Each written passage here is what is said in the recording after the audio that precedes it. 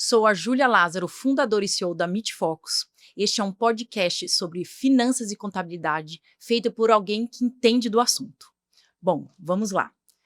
Jennifer, é com enorme prazer recebê-la aqui em parceria com a aba, o PodMeet. Tenho o prazer de te convidar e eu gostaria que você se apresentasse. Então, agradeço pelo convite, Júlia, muito obrigada. Eu sou a Jennifer Queiroz, sou representante regional da Academia Brasileira de Audiologia, sou formada em fonoaudiologia pela Unicamp, mestre em saúde da criança e adolescente, também pela Unicamp, e atualmente estou cursando doutorado em ciências médicas. Muito bom. E que carreira, hein? Muito Obrigada. bom. Parabéns. Obrigada. Bom, Jennifer, vamos lá. Jennifer, eu costumo dizer nas minhas aulas, nas minhas palestras, que eu sou casada com um médico, também muito bem formado pela Unicamp, depois pela USP, e que quando eu perguntava para ele o que é uma alíquota efetiva de imposto, ele não sabia do que se tratava. E aí eu queria que você me falasse qual que está sendo a sua experiência. Você tem 5 anos de formada, correto? Qual que está sendo a sua experiência e a sua impressão de assuntos de gestão, de entendimento contábil, mesmo da estruturação de uma empresa, né? Então, o fonoaudiólogo se forma e aí ele precisa estruturar uma empresa, dependendo do formato que ele navega. Como que está sendo essa questão de algo tão específico que não foi tido durante a sua graduação?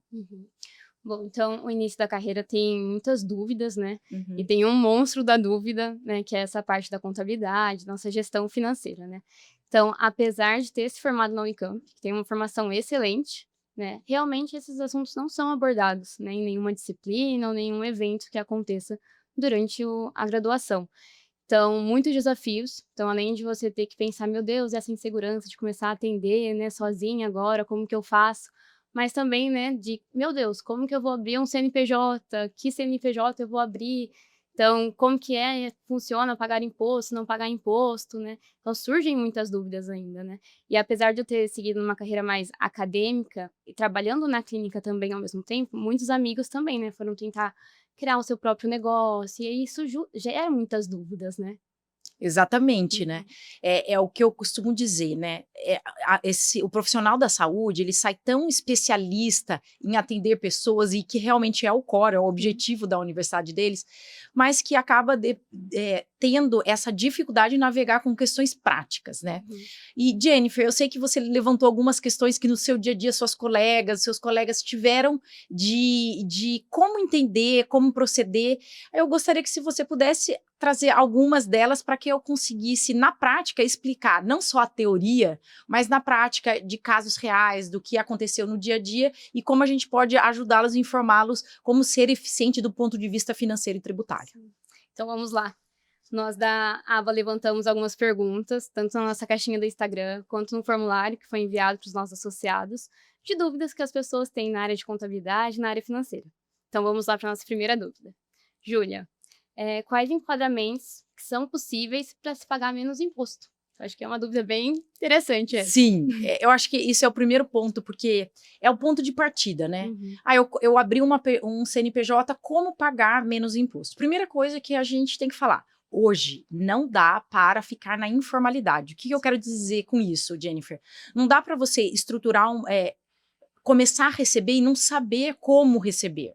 Mesmo que muitos fornecedores, hospitais, clínicas, eles também já não aceitam nesse formato. Você precisa constituir um CNPJ. E aí começam já a surgir as oportunidades e identificar como fazer um bom planejamento tributário. Então, acho que o primeiro ponto é entender qual é o regime tributário que se aplica. Então, quando você me faz uma pergunta, objetivamente, eu não consigo te dizer assim, vá para este ou para aquele. Mas vai depender de onde você vai trabalhar, qual a média do faturamento. Porque você tem o regime do Simples Nacional, o regime do lucro presumido e do lucro real. O que acontece? Grande parte vai navegar ora no Simples Nacional, ora no lucro presumido, dependendo do seu faturamento. Então, se você está no começo de carreira, até em torno de 20 a 25 mil, você navega dentro do Simples Nacional, estruturando um fator R. E aí não é um monstro isso, tá? É só um fator redutor de carga tributária que você consegue fazer em cima de um prolabore que você estabelece. Então, dependendo disso, você consegue jogar ele para o fator R e jogar para uma alíquota menor de imposto. Então, quando a gente fala, se você for para um Simples Nacional, você tem que tentar utilizar o fator R para não pagar tanto imposto. Se você tiver no lucro presumido, aí vai depender de um faturamento maior, a gente tem que entender que tipo de atividade que você está fazendo, e aí, de repente, se não for só simples consulta e tiver exames, cirurgias, procedimentos, você pode aplicar outro tipo de benefício, por exemplo, uma equiparação hospitalar. E também existe um planejamento tributário dentro do lucro presumido, que seria o ISSQN fixo. Então, perceba, Jennifer, que se você estiver navegando, por exemplo, com um contador generalista que atende um posto de gasolina, que atende uma loja de roupa e adicional isso, a tua PJ específica da área da saúde, o que acontece? Ele acaba não sabendo desse tipo de planejamento e você vai acabar pagando muito imposto, que é isso que, com a sua pergunta, a gente responde. Tem que ter um planejamento estruturado de acordo com o momento da carreira daquela fonoaudiologista. Sim. Acho que isso é uma informação muito importante, né? Então, eu vou trazer um pouquinho do meu contexto. Tá. Né? Assim que eu me formei, eu acabei optando por empresas mais genéricas do mercado, inclusive remotas, né? E eu tinha muitas dúvidas. Então, quando eu precisava perguntar de fato para alguém, eu não tinha esse acompanhamento individual, digamos assim, né? E ficou algo muito generalizado mesmo. Então, acho que essa proposta da sua empresa de ser algo voltado para a área médica traz muitos benefícios para a gente. Sim. Muitos benefícios mesmo. Bom, mas para nossa segunda pergunta, que é um pouco mais específica, então. Por que determinados quinais são isentos de pagamento do CRFA, do PJ, e outros são obrigados a pagar, né? Então, CRFA, o Conselho de Fonoaudiologia. Certo. Na verdade, é o seguinte, isso também se aplica para a área médica, para a área de fono, para dentista. Hoje, o que acontece? O médico, o dentista, o fono, ele acaba tendo não somente, às vezes, uma atividade específica da sua área, e dá aulas, ou dá algum treinamento, ou dá palestras, ou que a gente fala como, por exemplo, com farmacêutica, é um speaker.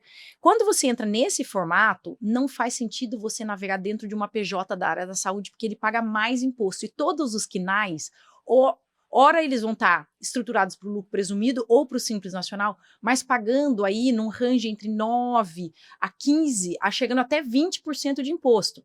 Por quê? Eles são quinais da área da saúde e que tem que ter os seus cadastros tanto no CRF como no CRM. E o que acontece? Quando você faz esses cadastros, ele leva para uma alíquota específica dessa atividade, desse quinai escolhido, e que pode ter uma variação mais robusta. Quando a gente fala de treinamentos, apoio administrativo, treinamentos, educação, você pode estruturar com uma outra PJ, que você não precisa registrar nesse órgão regulador, porque ele é uma atividade meio de apoio, e lá você pode chegar, começando, dependendo desse faturamento, de 6% a 8%, quer dizer, você está pagando menos imposto. Mas que momento vai fazer sentido isso para você? Ele vai fazer se você tiver uma recorrência de um faturamento fora da área da saúde, mais dedicado à educação, e se for recorrente, porque você vai ter que pagar um novo CNPJ. E você vai ter todas as obrigações de um outro CNPJ. Você só não precisa cadastrar no conselho, mas você precisa pagar o seu contador. Então, isso só vai valer a pena se você tiver um faturamento relevante em ambas as esferas. Aí você abre 2 PJs separadas. Muito obrigada, Júlia. Então, a nossa próxima pergunta, né? Como ter uma gestão financeira melhor, tendo em vista uma renda variável, né? Então, a gente sabe que na fonoaudiologia, às vezes, principalmente a parte de audiologia, a gente recebe de uma forma muito variável, né? Então, eu trabalho, eu recebo de acordo com a quantidade de pacientes que eu atendo, né? Isso acaba se tornando muito variável no decorrer dos meses. Então, quais são seus conselhos? Jennifer, esse é um assunto que eu falo desde o começo com meu marido, porque os profissionais da área de saúde, hoje em torno de 95% deles navegam através da constituição de um CNPJ. E o que isso quer dizer? Isso quer dizer, isso é ruim, isso é muito bom. Qual é o meu ponto para você? Uma coisa é fato, vocês não são CLT, então vocês não têm 13º, não tem férias remunerada, não tem FGTS, não tem nada desses recursos que um CLT tem conforme a Constituição. E o que eu falo? Exige um planejamento extra, extremamente importante. Então, o que você precisa? Você precisa ter, inicialmente, um bom planejamento de curto prazo, e é isso que eu estava dando na minha aula hoje, que eu estava comentando que eu estava dando uma aula. Você tem que ter planejamento, um planejamento de curto prazo, o que eu quero fazer em 1 ano, um planejamento de médio prazo, que em 5 anos, de 3 a 5, e um planejamento de 10 anos. Por quê? Porque o de curto prazo vai envolver férias. Eu saio de férias e aí eu não recebo. Então, como que eu vou fazer com essa jornada? Eu preciso estar organizado. Eu quero comprar um carro, a gente já fala isso, que é de médio prazo. Eu quero comprar uma casa, isso já é de longo prazo. Então, tudo isso tem que estar muito bem estruturado e você tem que trabalhar com metas. Gente, eu li um estudo falando que se você colocar qualquer meta na sua vida, independente, meta de emagrecimento, meta de estudo, meta de economia, você precisa ter uma meta. E se você negligencia a meta, você acaba não atingindo. Então, por isso que o planejamento financeiro ele é tão importante para vocês da área da saúde. Porque vocês não têm esse acompanhamento, né? Vocês não têm essa segurança de um CLT. E se vocês não fizerem esse planejamento, você não consegue trocar de casa, não consegue tirar férias, não consegue fazer nada. O que eu quero dizer? Você tem que tirar de 10% a 15% de todo o seu recebimento, né? De todo o seu faturamento, da tua produção, e reservar. E esse é o primeiro a sair, Jennifer. Então lá, todo dia 5 eu recebo, emito minha nota e recebo no dia 10. Dia 10, você vai fazer a primeira coisa, você vai pagar. Você vai pegar 10% do seu recebimento e vai guardar em alguma coisa. Hoje, o mais básico de todos é um CDB que já está rendendo muitíssimo, porque a Selic está muito alta. Então, você já põe 10% do seu recebimento ali e aquilo vai começar a gerar uma reserva de emergência para você. E aí, depois de constituída a sua reserva de emergência, que a gente costuma dizer, de 3 a 6 vezes o seu custo fixo. O que é 3 a 6 vezes o seu custo fixo? Você que aí mora numa casa, você aluga a sua casa, você tem o seu aluguel, você tem o condomínio, você tem água, você vai somando tudo isso, você vai ver o valor fixo que você tem, e esse valor fixo você vai multiplicar por 3 a 4 vezes. Vamos dizer que deu um valor fixo aí de 10 mil por mês, você vai multiplicar esses 10 por 4, você tem pelo menos 40 mil na sua reserva de emergência, né? Uma média aí de 40 mil, para depois você começar a aplicar em outras coisas. Mas planejamento é a palavra principal para profissionais da área de saúde que não navegam com CLT e não têm as seguranças. Muito interessantes os apontamentos que você trouxe, porque apesar de a gente ser uma sociedade muito ansiosa, né, Sim. muito que pensa no futuro, a gente vive um planejamento de fato muito a curto prazo ainda, né? E realmente, se a gente não começa a planejar essas coisas, vai tudo virando uma bola de neve e a gente não consegue de fato ter uma visão de futuro, né? Isso foi muito interessante, porque eu estava conversando com uma amiga minha médica, que estava falando exatamente isso, que ela gerava uma ansiedade muito grande nela, dela não saber exatamente o que estava entrando, o que estava saindo e aonde ela quer chegar. E eu falei para ela, o primeiro passo é você estruturar um planejamento de curto, médio e longo prazo. E ele não precisa ser mega detalhado. Você pega um Excel, põe lá suas despesas, suas receitas, projeta, vê quanto você consegue economizar e vai fazendo essas projeções para você conseguir concluir. O fato de você planejar diminui a ansiedade. Sim. Então, acho que eu vou marcar uma consultoria já, hein? Então, tá bom? Tudo bem, vamos à próxima pergunta, né? Fono pode ser MEI e qual a melhor empresa para se abrir? Que casou aí com a primeira. Sim. Então, fonoaudiólogo não pode ser MEI. Por que não pode? Porque o MEI é uma atividade meio. Ele não é uma atividade final. Então, médico, dentista, fono, contador não podem ser MEI.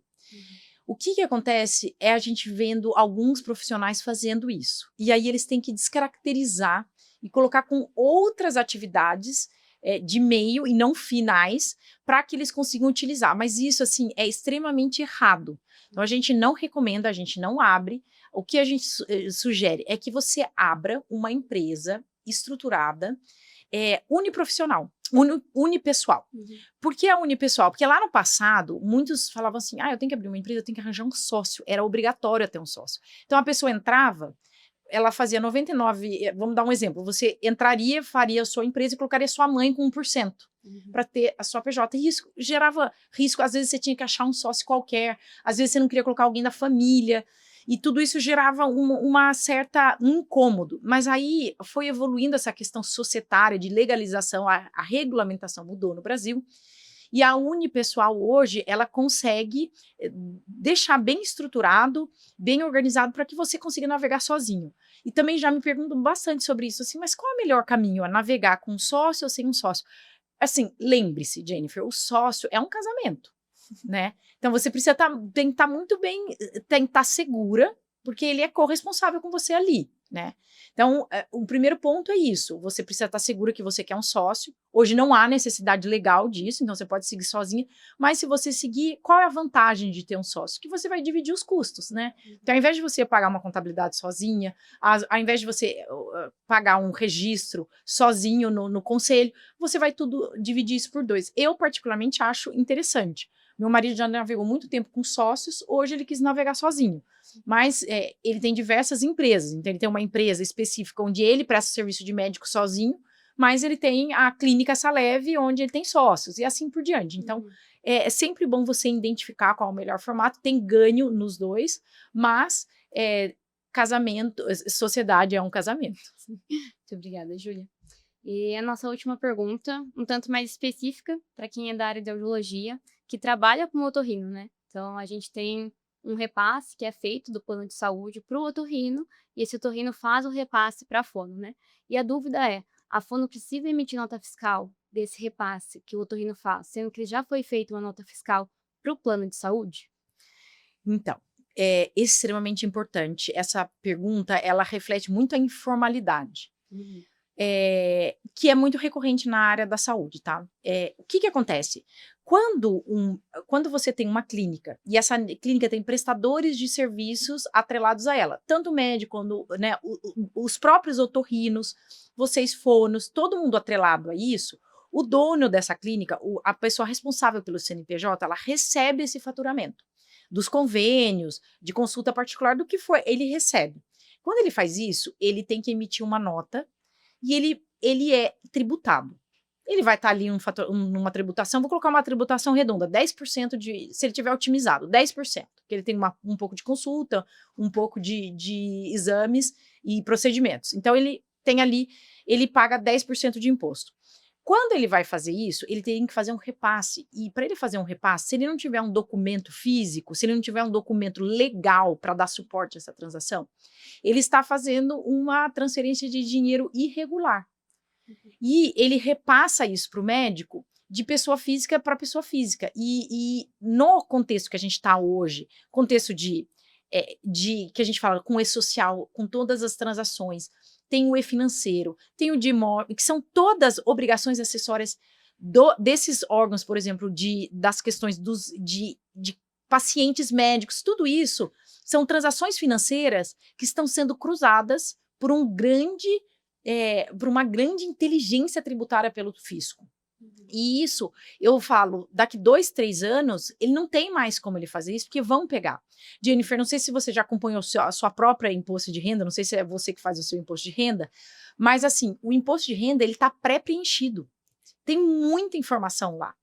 E isso significa, gente, que cada ano estão vindo mais informações. Inicialmente vieram informações só do que estava no e-social, depois vieram mais informações, agora vieram ações de bancos, vieram as informações do banco, agora estão vindo já informações de ações. Quer dizer, a gente vai utilizar o imposto de renda da pessoa física só para fazer uma checagem em 2, 3 anos. E por que eu quero enfatizar isso? Porque ainda, se você continuar navegando nesse formato, onde você não emite uma nota, o que vai acontecer? De alguma forma, o fisco vai capturar essa informação e todo mundo vai ter que...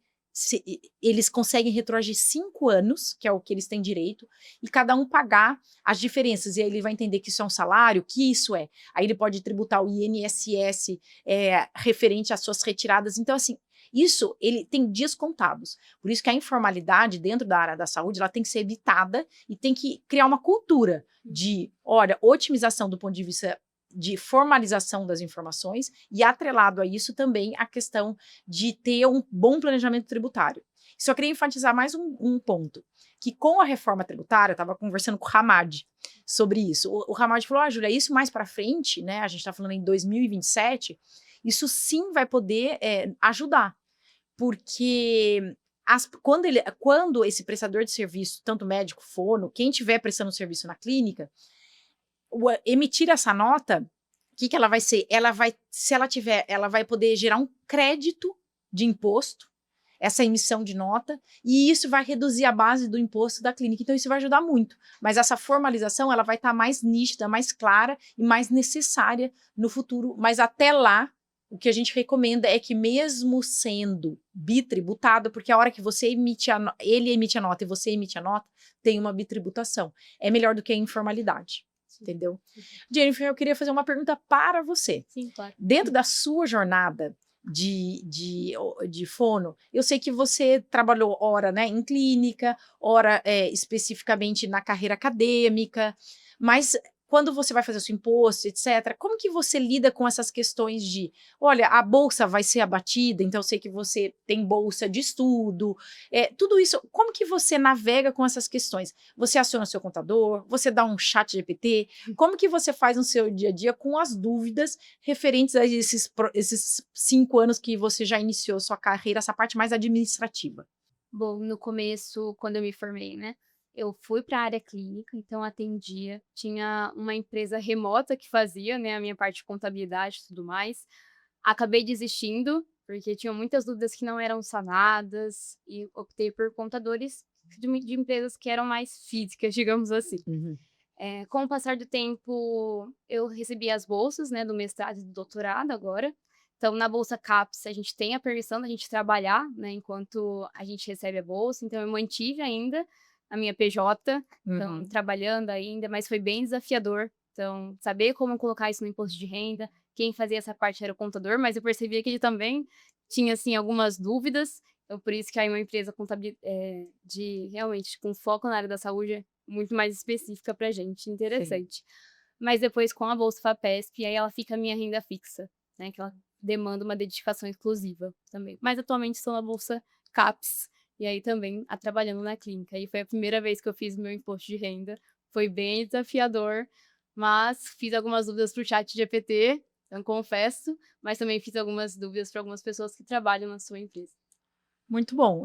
E o ChatGPT ele vem para agregar mesmo, algo que até a gente usa muito como recurso, e essa questão da inteligência artificial nos ajudando com o dia a dia, eu acho que isso é muito rico e muito bom que você tenha feito sozinho, porque eu acho que, eu brinco que imposto de renda, estruturar, saber avaliar, fazer análise de patrimônio deveria ser uma matéria da escola.